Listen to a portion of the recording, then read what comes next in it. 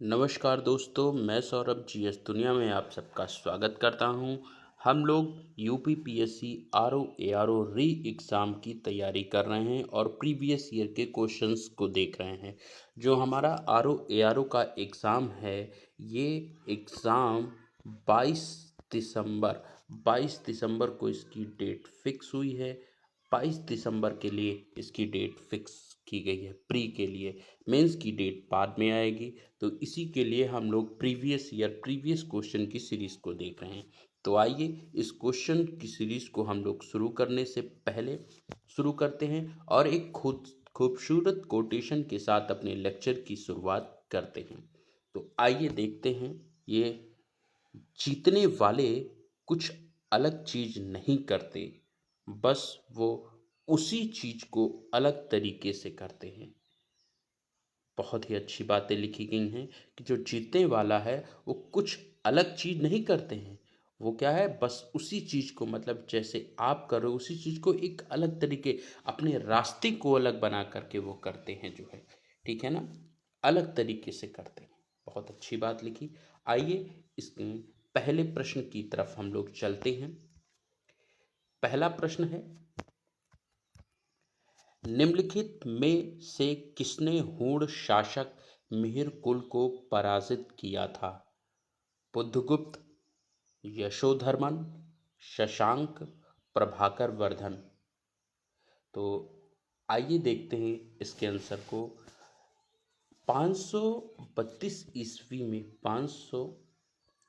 532 ईस्वी में एक मंदसौर का अभिलेख के मामले में ये पता चलता है कि जो मालवा के शासक थे यशोधर्मन, मालवा के शासक थे, एक मालवा के शासक थे यशोधर्मन।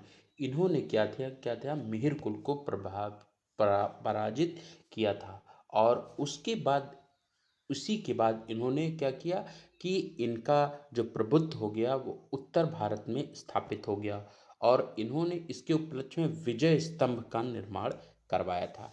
तो कहाँ करवाया था? विजय स्तंभ का। तो इसका राइट आंसर है यशोधर्मन। कौन सा अभिलेख था? मंदसौर, मंदसौर के अभिलेख में, मंदसौर के अभिलेख में ये चीजें हमको प्राप्त होती हैं। आइए नेक्स्ट प्रश्न की तरफ चलते हैं। निम्नलिखित देश में से कौन एक देश विश्व में गन्ने का द्वितीय बृहत्तम उत्पादक है? ब्राजील, क्यूबा, भारत, चीन। तो इसका राइट आंसर है, हम लोग देखते हैं। देखिए, विश्व में 6 उत्पादक राष्ट्र हैं और 6 उत्पादक राष्ट्र में जो है, इन 6 उत्पादक राष्ट्रों के नाम सबसे पहले हम लोग जान लेते हैं कि कौन कौन है जो उत्पादन में नंबर 1 है। सबसे पहला है इसमें ब्राजील। सबसे पहले कौन है? Brazil, Brazil. दूसरे नंबर पे है, दूसरे नंबर पे है भारत, दूसरे नंबर पे है भारत। तीसरे नंबर पर है चीन, चीन। और चौथे नंबर पर है, चौथे नंबर पर थाईलैंड, थाईलैंड, थाईलैंड। और 5वें नंबर पर है पाकिस्तान, पाकिस्तान। और छठे नंबर पर होगा यहाँ पे मैक्सिको, मैक्सिको, मैक्सिको है छठे नंबर पर। ठीक है ना। तो विश्व में दूसरे स्थान पे जो गन्ने का उत्पादन करता है वो भारत है। इसका राइट आंसर होगा भारत। इसका जो राइट आंसर है वो क्या है? भारत है, भारत है। तो अब एक चीज और ध्यान दीजिए कि भारत में कौन कौन से, भारत में के अंतर्गत जो गन्ने का सर्वाधिक उत्पादन करने वाले राज्य हैं भारत में,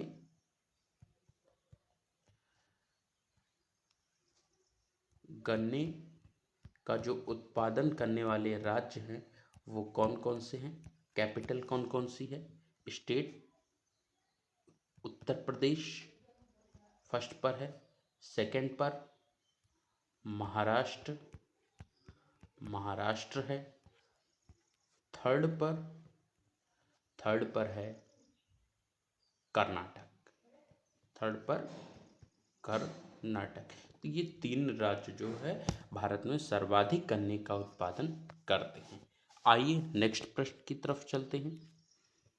निम्नलिखित में से किस चोल शासक को चोल गंगम नामक वृहद कृत्रिम झील बनवाने का श्रेय दिया जाता है?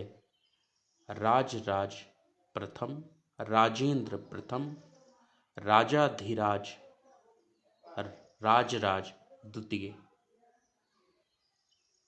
तो इसका जो राइट आंसर होगा, वृहद कृत्रिम झील बनवाने का जो श्रेय दिया जाता है वो राजेंद्र प्रथम को दिया जाता है। क्यों? क्योंकि राजराज के जो पुत्र थे, राजराज प्रथम के पुत्र राजेंद्र प्रथम थे। राजराज की मृत्यु के बाद जो है राजेंद्र प्रथम इनके सम्राट बनते हैं और वो अपने पिता की जो साम्राज्यवादी नीतियां थीं उसको आगे बढ़ाते हैं।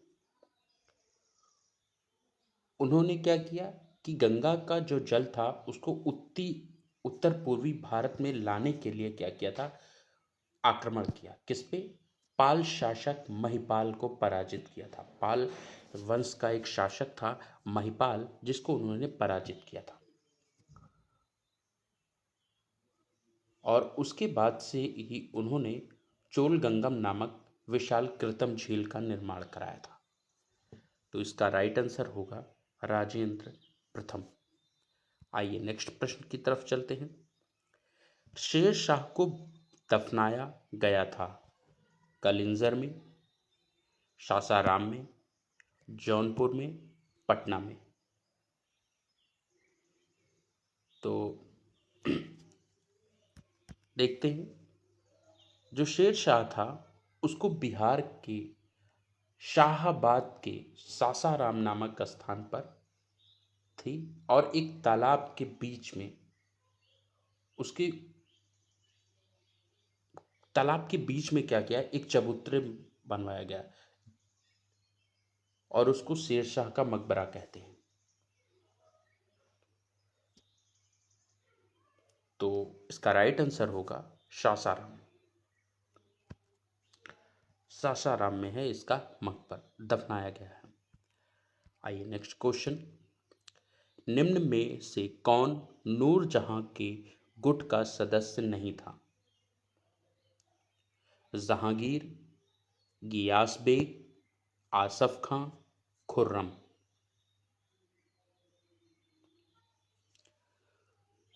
तो इसका राइट आंसर है जहांगीर इसके नूरजहां के गुट का नहीं था। नूरजहां के गुट में कौन था? उसके पिता थे एतमादुद्दौला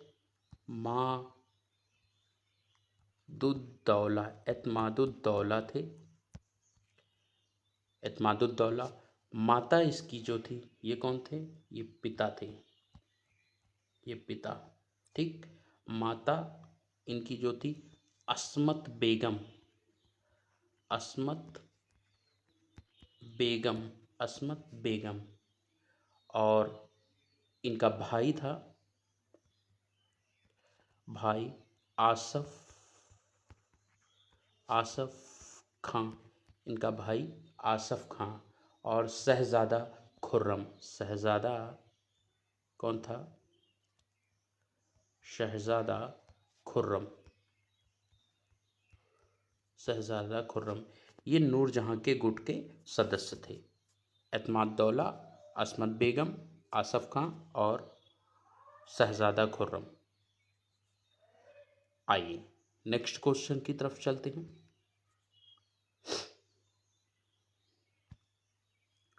निम्न में से कौन सा शाहजहां के शासनकाल का राजकवि था? कलीम, काशी, कुदसी, मुनीर।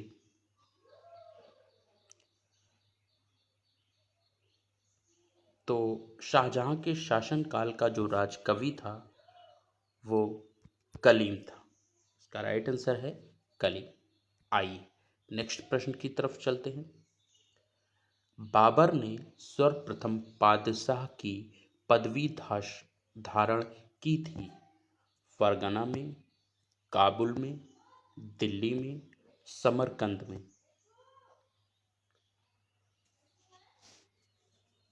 बाबर ने 1504 ईस्वी में जो है इसने काबुल पर अधिकार कर लिया था। किस पे?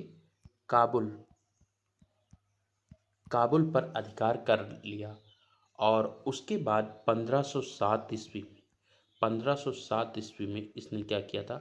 पादशाह की उपाधि धारण कर ली। तो किसकी विजय पर? काबुल में विजय प्राप्त करने के बाद इन्होंने इसको किया था। तो इसका राइट आंसर होगा काबुल। आइए नेक्स्ट क्वेश्चन की तरफ चलते हैं। सुप्रसिद्ध कोहिनूर हीरा शाहजहां को किसने उपहार में दिया था? औरंगजेब ने, मुराद ने, मीर जुमला ने, अबुल हसन कुतुब शाह ने। जो सुप्रसिद्ध कोहिनूर हीरा था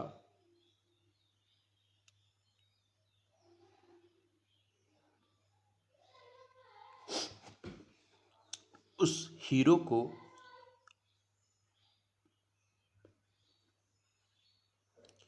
मीर जुमला ने क्या किया? मीर जुमला क्या था? एक फारसी व्यापारी था और मोहम्मद सैयद गोलकुंडा का वजीर था। तो इसी ने क्या किया था कि शाहजहां को ये कोहिनूर हीरा उपहार किया था। तो किसने दिया था?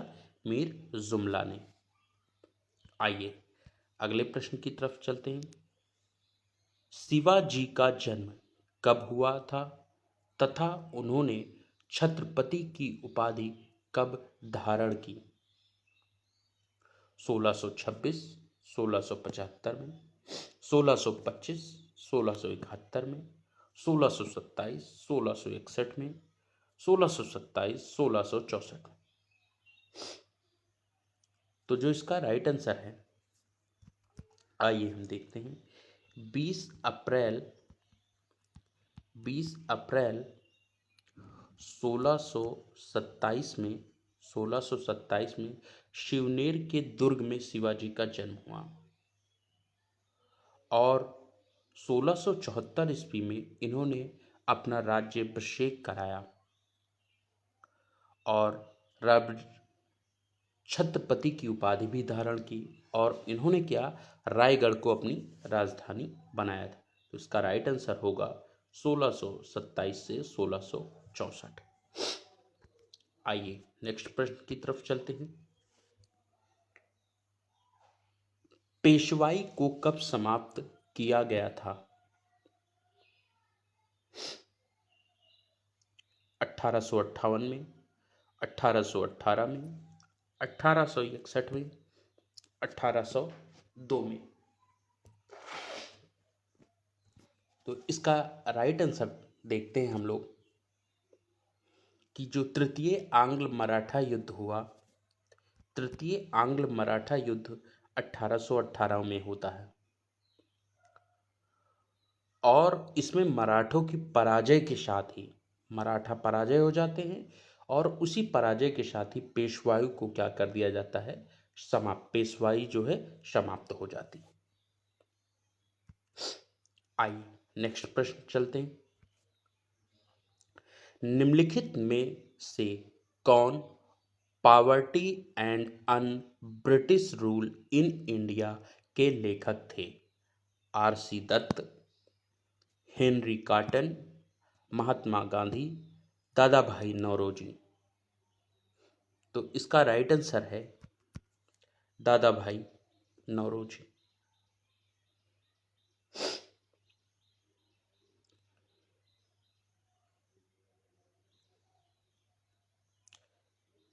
दादा भाई नौरोजी जो थे वो बहिर्गमन के सिद्धांत को सबसे पहले प्रतिपादित किया था इन्होंने, और इन्होंने अपने लेखों में इंग्लैंड, डेप्ट to India, poverty and un British rule in India, on the commerce of India तथा the wants and means of India के माध्यम से जो भारत में धन अपवाह सिद्धांत को इन्होंने क्या किया था, प्रतिपादित किया था। आइए नेक्स्ट क्वेश्चन चलते हैं। निम्नलिखित में से कौन उग्र राष्ट्रवादी नेता नहीं था? बिपिन चंद्र पाल, बाल गंगाधर तिलक, लाला लाजपत राय, गोपाल कृष्ण गोखले। देखिए, जो विपिन चंद्र पाल थे, बाल गंगाधर तिलक और लाला लाजपत राय, ये तीनों के तीनों क्या थे? ये तीनों हुए उग्र राष्ट्रवादी थे। उग्र उग्र राष्ट्रवादी थे। उग्र राष्ट्रवादी थे। उग्र राष्ट्रवादी नेता थे। और जो गोपाल कृष्ण गांधी थे, ये नरमपंथी विचारधारा के व्यक्ति थे। तो उग्रवादी नेता गोपाल कृष्ण गोखले नहीं थे, और गोपाल कृष्ण गोखले गांधी जी के राजनीतिक गुरु भी थे। आइए अगले प्रश्न की तरफ चलते हैं। निम्नलिखित में से कौन 1885 में स्थापित मुंबई प्रेसिडेंसी एसोसिएशन के संस्थापकों में एक थे? Firoz Shah Mehta, P Anand Charlu, M V Raghava Chariar, S N Banerjee. तो 1885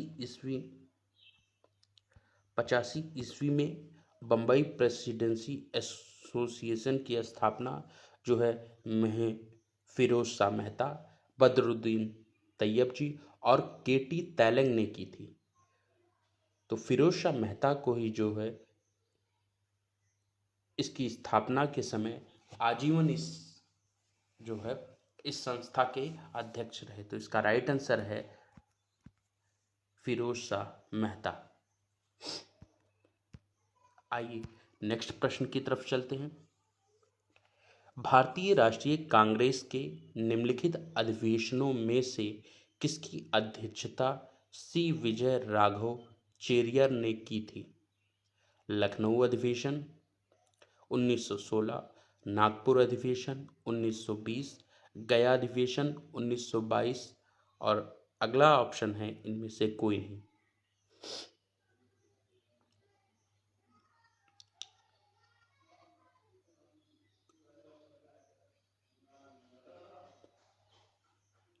देखिए, इसका जो सी विजय राघव चेरियर थे, इन्होंने नागपुर का अधिवेशन अटेंड किया था। नागपुर का। लखनऊ का जो अधिवेशन था, एसी मजूमदार एसी मजूमदार थे, यानी अंबिका चरण मजूमदार ने किया था। और जो 1922 गया का अधिवेशन था, इसको चित्तरंजन दास जी ने जो है अध्यक्षता की थी। तो इसका राइट आंसर है कानपुर अधिवेशन। निम्नलिखित में किस कानून ने पहली बार भारत में एक क्रियाशील विधान परिषद का सृजन किया? Charter act 1793, charter act 1813, charter act 1853, charter act 1833। तो इसका राइट आंसर है चार्टर एक्ट 1853। आइए नेक्स्ट क्वेश्चन की तरफ चलते हैं। निम्नलिखित में से कौन एक कैबिनेट मिशन का सदस्य नहीं था? Pethick Lawrence, John Simon, Stafford Cripps, A V Alexander. जो कैबिनेट मिशन है वो 24 मार्च 24 मार्च 1946 को क्या हुआ, ये भारत पहुंचा था। इसके जो सचिव थे वो पैथिक लॉरेंस तथा अन्य जो दो सदस्य स्टेफोर्ड क्रिस और एवी अलेक्जेंडर थे। तो सचिव कौन थे? Pethick Lawrence. और जो सदस्य थे ये थे। सदस्य कौन से थे? तो इसका राइट आंसर है जॉन साइमन इसके सदस्य नहीं थे। आइए नेक्स्ट क्वेश्चन की तरफ चलते हैं। निम्नलिखित में से कौन एक सही सुमेलित नहीं है? चांगला जम्मू कश्मीर, रोहतांग हिमाचल प्रदेश, बोमडीला अरुणाचल प्रदेश, सेला उत्तराखंड। तो इसमें जो सुमेलित नहीं है वो सेला उत्तराखंड। सेला जो दर्रा है ये अरुणाचल प्रदेश के एक तवांग जिले में 4170 मीटर है, ऊंचाई पर स्थित है। ठीक, तो यहाँ पे सेला दर्रा जो है ये उत्तराखंड में नहीं अरुणाचल प्रदेश में है। बोमडीला अरुणाचल प्रदेश में है, रोहतांग हिमाचल प्रदेश में है और चांगला जम्मू कश्मीर में है। तो सेला कहाँ पर है?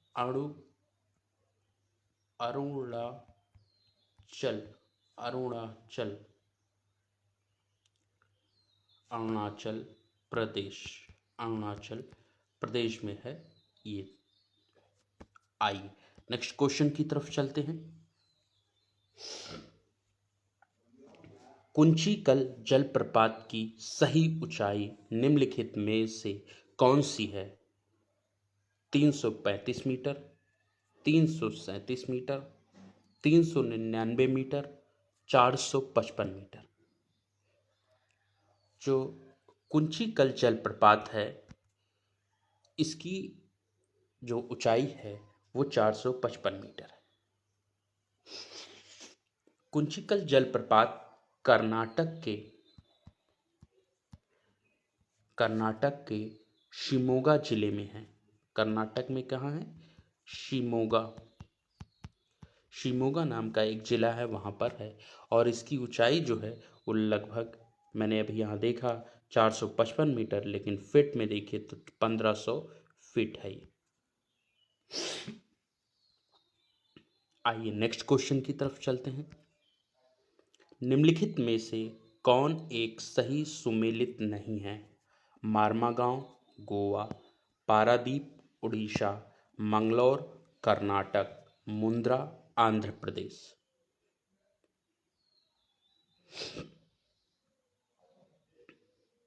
और इसका राइट आंसर होगा यहाँ पर जो है मुंद्रा आंध्र प्रदेश में नहीं।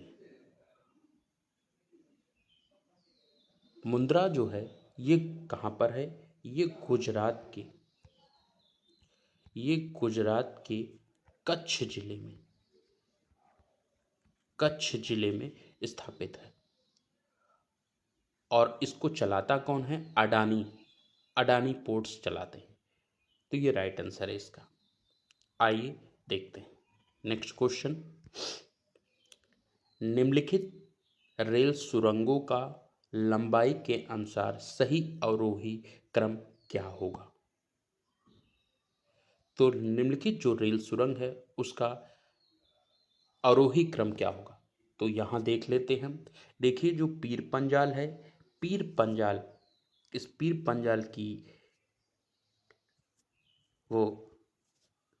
पंजाल की जो लंबाई है वो कितनी है?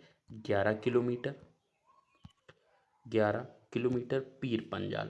ठीक, पीर पंजाल। उसके बाद कारबुद की जो लंबाई है, कारबुद 6.5 किलोमीटर।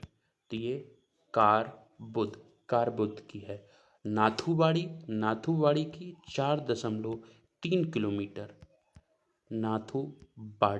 नाथुवाड़ी। और उसके बाद जो है बर्देवादी की जो है ये 4 किलोमीटर है। तो ये कौन सा है? बरदे वादी। तो इसका देखिए पीर पंजाल कहाँ है? सबसे पहले है ऑप्शन पे। कारबुज 6.5 किलोमीटर का है। ये है नाथूवाड़ी 4.3 किलोमीटर का है और बरदे वादी 4 किलोमीटर। तो जो लंबाई के अनुसार इसका सही अवरोही क्रम है वो क्या है? ऑप्शन नंबर 1 है। आइए नेक्स्ट क्वेश्चन की तरफ चलते हैं हम लोग। निम्नलिखित पहाड़ियों में से कौन सी पूर्वी घाट एवं पश्चिमी घाट के मिलन स्थल को बनाती है?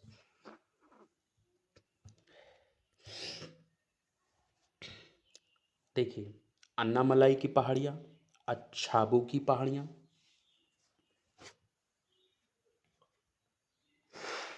नीलगिरी की पहाड़ी, इलायची की पहाड़ी। तो इसका जो राइट आंसर होगा यहाँ पर ये नीलगिरी की पहाड़ियाँ होंगी। पूर्वी घाट और जो पश्चिमी घाट का स्थान मिलन स्थल है वो नीलगिरी की पहाड़ियों पर मिलती है। और इस जो पहाड़ी की जो सबसे ऊंची चोटी है, सबसे ऊंची जो चोटी है वो कौन सी है? दोदा दोदा बेट्टा है। दोदा बेट्टा है। दोदा बेट्टा इसकी सबसे ऊंची चोटी है। और यहाँ पर टोडा जनजाति रहती है। कौन सी है? टोडा। टोडा नामक एक जनजाति जो है यहाँ पर रहती है। और इसकी जो दोदा बेट्टा की कितने मीटर ये ऊंची है? तो 2637 मीटर ये क्या है? ऊंची है। 2637 मीटर ये क्या है? ऊंची है। आइए नेक्स्ट क्वेश्चन की तरफ चलते हैं। नीचे दिए गए कूट में निम्नलिखित पहाड़ियों का दक्षिण से उत्तर की ओर बढ़ते हुए सही अवस्थित अनुक्रम चुनिए। सतमाला पहाड़ियाँ, कैमूर पहाड़ियाँ, पीर पंजाल पहाड़ियाँ, नागा पहाड़ियाँ। तो जो इसका सही अनुक्रम है सबसे पहले पे आएगी सतमाला पहाड़ी। सतमाला पहाड़ी 1 नंबर है। फिर उसके बाद आता है कैमूर पहाड़ी, दूसरा नंबर।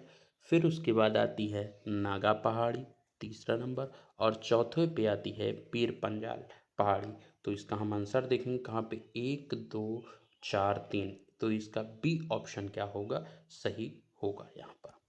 राइट आंसर है इसका। आइए नेक्स्ट प्रश्न की तरफ चलते हैं।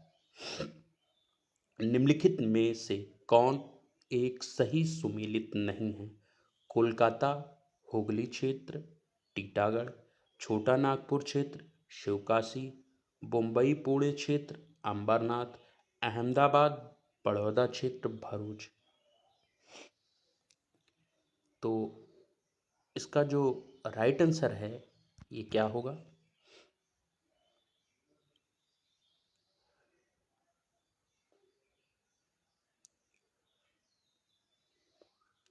सुमेलित नहीं है इसमें जो है ये शिवकाशी।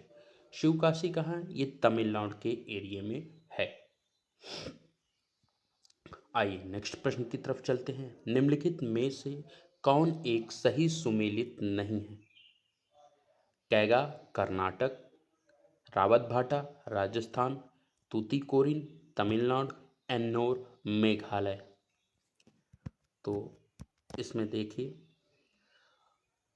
जो डी ऑप्शन है ये सुमेलित नहीं है। और एन्नोर ये है तमिलनाडु में। ये कहाँ पर है? तमिलनाडु में स्थित है। ये तमिलनाडु में स्थित है। आइए नेक्स्ट क्वेश्चन की तरफ चलते हैं। हरमनप्रीत कौर किस खेल से संबंधित हैं? हॉकी, क्रिकेट, टेनिस, निशानेबाजी। तो इसका राइट आंसर होगा क्रिकेट। आइए नेक्स्ट प्रश्न की तरफ चलते हैं।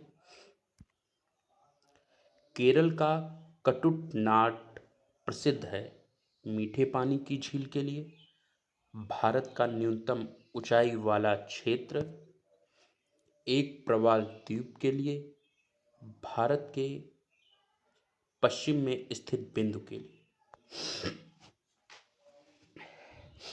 तो जो केरल का कटुनाड है वो न्यूनतम ऊंचाई वाले भारत का न्यूनतम ऊंचाई वाला क्षेत्र है। ये राइट आंसर होगा इसका।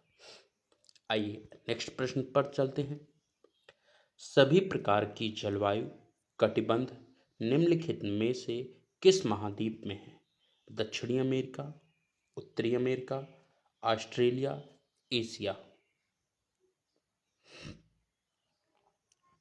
तो जो इसमें पूछ रहा है कि जो सभी प्रकार की जलवायु कटिबंध है वो एशिया में पाए जाते हैं, सभी प्रकार के जलवायु कटिबंध को। आइए अगले प्रश्न की तरफ चलते हैं। एशिया की सबसे लंबी नदी है सिंध, ब्रह्मपुत्र, यांगत्सी, हुआंग हो। तो इसका राइट आंसर है ऑप्शन नंबर सी, एशिया की यांगत्सी यांगसी नदी एशिया की सबसे लंबी नदी है और ये 6300 किलोमीटर में ये फैली हुई है और यह विश्व की तीसरी सबसे लंबी है। मतलब एशिया में तो सबसे लंबी नदी है और विश्व की जो है ये विश्व में तीसरी सबसे लंबी नदी है। और जो विश्व में सबसे लंबी नदी है वो क्या है? नील है, ये पहले स्थान पे है। और दूसरे स्थान पर अमेजन है जो सबसे लंबी नदी है। ठीक है ना। आइए नेक्स्ट प्रश्न की तरफ चलते हैं। निम्नलिखित महाद्वीपों में से कौन सा गोंडवाना लैंड का भाग नहीं था? उत्तरी अमेरिका, दक्षिणी अमेरिका, अफ्रीका, ऑस्ट्रेलिया। तो जो इसका राइट आंसर है, देखिए क्या था कि पृथ्वी जो थी वो एक ऐसे गोला थी। इस गोले को क्या कहते थे हम लोग? पैंजिया हम लोगों ने कहा, पैंजिया कहा। पैंजिया में क्या हुआ? विभाजन हुआ। तो जो विभाजन हुआ ये दो भागों में टूट गया। ये जब दो भागों में टूट गया तो एक भाग हो गया, ये हो गया गोंडवाना और एक हो गया लॉरेशिया। एक हो गया, ये भाग क्या हो गया? लॉरेशिया। लॉरेशिया लॉरेशिया और ये क्या हो गया? गोंडवाना। ये क्या हो गया? गोंडवाना। ये हो गया गोंडवाना भाग जो है। अब इसमें पूछ रहा है कि कौन सा भाग गोंडवाना लैंड का भाग नहीं था। तो जो उत्तरी अमेरिका था ये गोंडवाना लैंड का भाग नहीं था। ठीक है ना। आइए नेक्स्ट क्वेश्चन की तरफ चलते हैं। पृथ्वी पर मूलतः एक ही विशाल भूखंड था जिसे कहते हैं Panthalassa, Laurasia, Pangaea, Gondwana land. तो जो पृथ्वी पर एक मूलतः विशाल खंड था उसको हम लोग पैंजिया नाम से जानते हैं। Next question.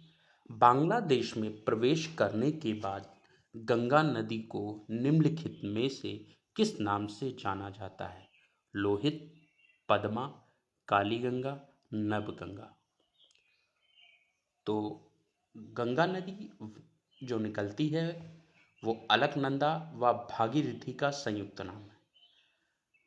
हरिद्वार के बाद जो है गंगा जो है विभिन्न मैदानी भागों से होते हुए प्रवेश करती है और गंगा नदी जब बांग्लादेश में जाती है तो इसको हम लोग पद्मा नाम से जानते हैं। किससे?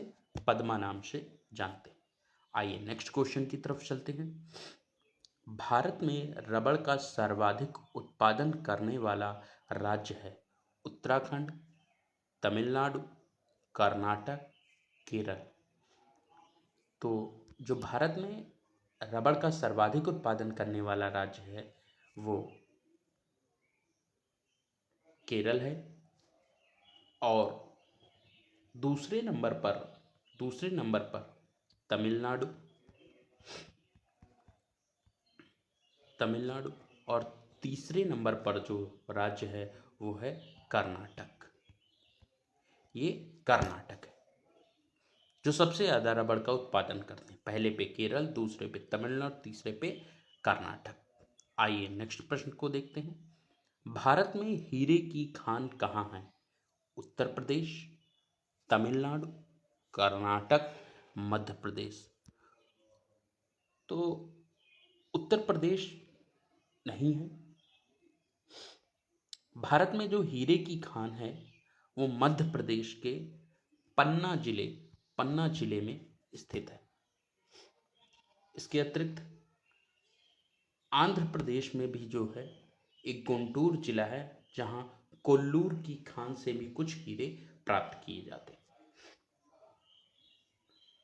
तो इसका राइट आंसर होगा यहाँ भारत में हीरे की खान कहाँ है? मध्य प्रदेश। आइए नेक्स्ट क्वेश्चन की तरफ चलते हैं। निम्नलिखित में से कौन एक सही सुमेलित नहीं है? प्रेरीज उत्तरी अमेरिका, पंपाज दक्षिणी America, steppes Europe, veld Australia.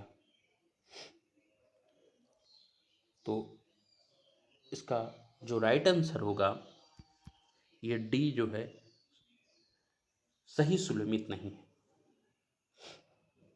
क्योंकि वेल्ड जो है ये दक्षिणी अमेरिका में पाई जाती। कहाँ? साउथ अमेरिका में ये पाई जाती। आइए नेक्स्ट क्वेश्चन देखते हैं। निम्नलिखित महाद्वीपों में से किस में देश की संख्या अधिकतम है? अफ्रीका, दक्षिणी अमेरिका, यूरोप, एशिया।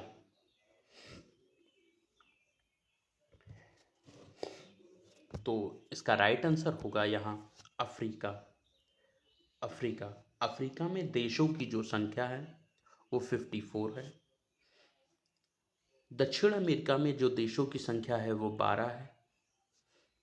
यूरोप में देशों की संख्या जो है वो 51 है और एशिया में जो देशों की संख्या है वो लगभग 50 है। तो इसका राइट आंसर होगा सबसे अधिकतम देश अफ्रीका में।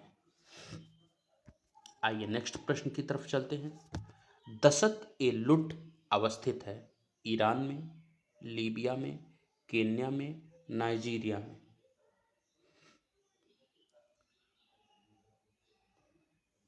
तो इसका राइट आंसर है ईरान।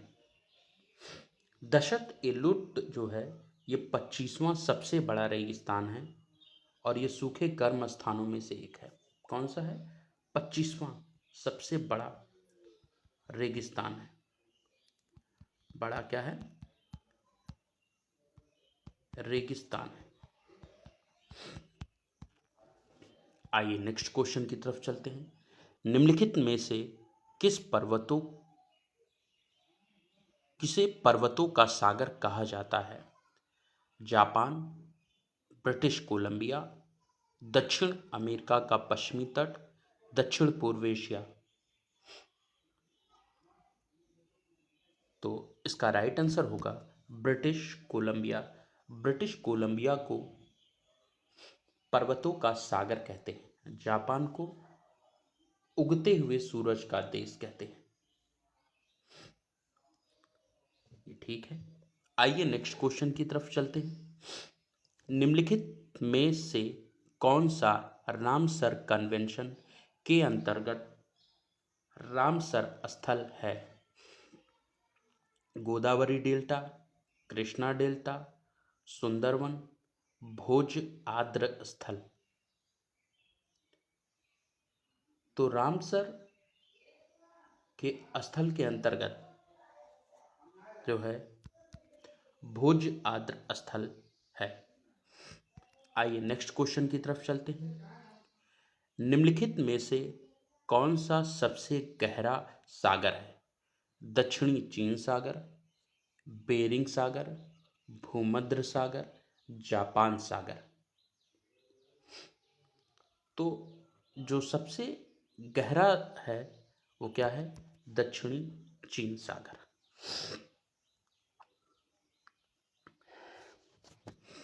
आइए नेक्स्ट प्रश्न की तरफ चलते हैं। एक पारिस्थितिकी तंत्र में निम्नलिखित में से कौन प्राथमिक उपभोक्ता है? चींटी, हिरण, लोमड़ी, बाघ। इसका ऑप्शन है 1 और 2, दूसरा है 2 और 3, तीसरा है 1, 2 और 3 और चौथा है 3 और 4। तो जो इसका राइट आंसर है वो 1 और 2 मतलब चींटी और हिरण है। इसका राइट आंसर होगा चींटी और हिरण। आइए नेक्स्ट प्रश्न की तरफ चलते हैं। निम्नलिखित कथनों पर विचार कीजिए। बाम एक पारिस्थितिक तंत्र होता है। इसमें इसका कारण है इसमें एक प्रदेश के जैव एवं अजैव दोनों तत्व सम्मिलित किए जाते हैं। तो इसका आंसर क्या होगा? एक कथन और कारण है, तो इसका आंसर है ए तथा आर दोनों सही है तथा आर ए की सही व्याख्या करता है। आइए नेक्स्ट प्रश्न की तरफ चलते हैं। निम्नलिखित दशाओं में कौन सी वैश्विक ताप वृद्धि ग्लोबल वार्मिंग को इंगित करती है? पहला है हिमानियों का पिघलाव, सागर तल में उत्थान, मौसमी दशाओं में परिवर्तन और चौथा है वैश्विक तापमान में वृद्धि। तो ग्लोबल वार्मिंग में जो है ये सारी की सारी चीजें जो है प्रभावित करती हैं। हिमानियों का पिघलाव भी होता है, सागर तल का भी उत्थान होता है, मौसमी दशाओं में परिवर्तन और वैश्विक तापमान में भी वृद्धि होती है। तो इसका राइट आंसर होगा ये डी। आइए नेक्स्ट क्वेश्चन की तरफ। पारिस्थितिकी तंत्र की संकल्पना का श्रेय दिया जाता है ए एच स्ट्रेहलर को, ए जी टांसले को, सी सी पार्क को, एफ आर फोर्सबर्ग को। तो जो इसकी संकल्पना का श्रेय दिया जाता है वो ए जी टांसले को दिया जाता है। आइए नेक्स्ट प्रश्न की तरफ चलते हैं। केंद्रीय मंत्री हरदीप सिंह पुरी ने किस स्थान पर हरित हाइड्रोजन से चलने वाली भारत की पहली बस का अनावरण 25 सितंबर 2023 को किया? पणजी में, देहरादून में, नई दिल्ली में, पुणे। तो इसका जो हरदीप सिंह पुरी ने अनावरण किया वो नई दिल्ली में किया था। आइए हम लोग नेक्स्ट प्रश्न की तरफ चलते हैं। पारिस्थितिकी स्थायी मितव्ययता है यह किस आंदोलन का नारा है? एपिको आंदोलन, नर्मदा बचाओ आंदोलन, चिपको आंदोलन, इनमें से कोई। तो ये जो नारा है ये एपिको आंदोलन का है। पारिस्थितिकी स्थायी मितव्ययता है। आइए नेक्स्ट क्वेश्चन की तरफ। निम्नलिखित में से कौन सा युग्म सही सुमेलित है? सिमलीपाल असम में, नोकरेक मेघालय में, तिहांग दिबांग सिक्किम में, अगस्त्य मलाई कर्नाटक में। तो जो इसका राइट आंसर होगा यहाँ पर सही सुलेमित का पूछा है। तो जो इसमें सही सुलेमित है वो क्या है? नोकरेक। नोकरेक बफला करम राष्ट्रीय उद्यान है और ये जो है हिमालय में स्थित है। ठीक है। दिहांग दिबांग अरुणाचल प्रदेश में है। अगस्तमलाई तमिलनाडु में है और शिमलीपाल जो है वो उड़ीसा में है। नोक्रेक भी क्या है, हिमालय में। हिमालय, और इनका ऑप्शन बी सही है, बाकी सभी गलत है। तो आइए नेक्स्ट प्रश्न की तरफ चलते हैं। निम्नलिखित में से किस पर घटना का उपयोग ऑप्टिकल फाइबर में किया जाता है? व्यतिकरण, अपवर्तन, पूर्ण आंतरिक परावर्तन और ध्रुवण।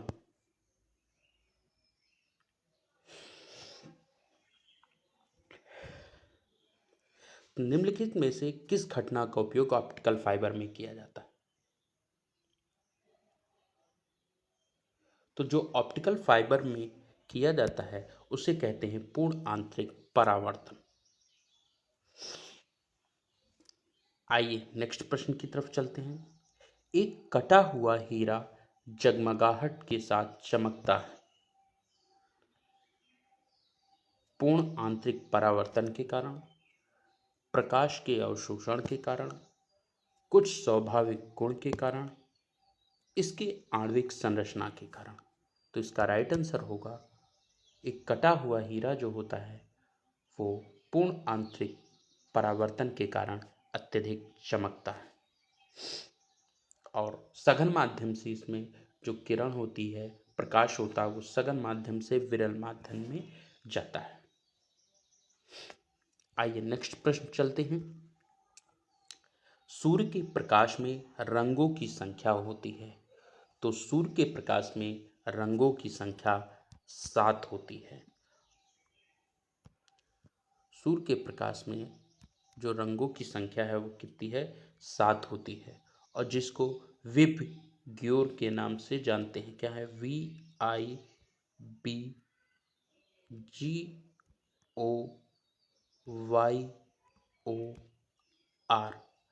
Violet, indigo, blue, green, orange, yellow, orange,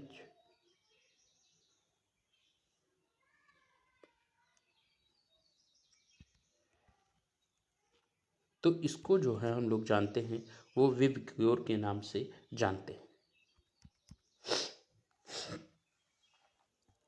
आइए नेक्स्ट प्रश्न चलते हैं और आज का अंतिम प्रश्न होगा। निम्नलिखित में से कौन विद्युत का सर्वोत्तम चालक है? माइका, तांबा, स्वर्ण, चांदी। तो जो इसका सर्वोत्तम चालक है वो है चांदी।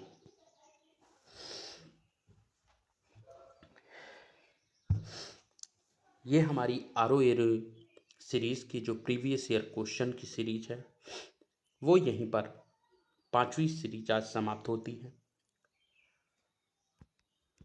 और ये में हमारे यूट्यूब चैनल है, इसको जो है आप लोग लाइक, शेयर एंड सब्सक्राइब करना ना भूलें। ज़्यादा से ज़्यादा लोगों तक हमारे इस वीडियो को पहुंचाएं। लाइक और शेयर और सब्सक्राइब जरूर करें ताकि लोग ज़्यादा से ज़्यादा इस वीडियो को देखें और इस वीडियो का लाभ उठा सकें। Thank you.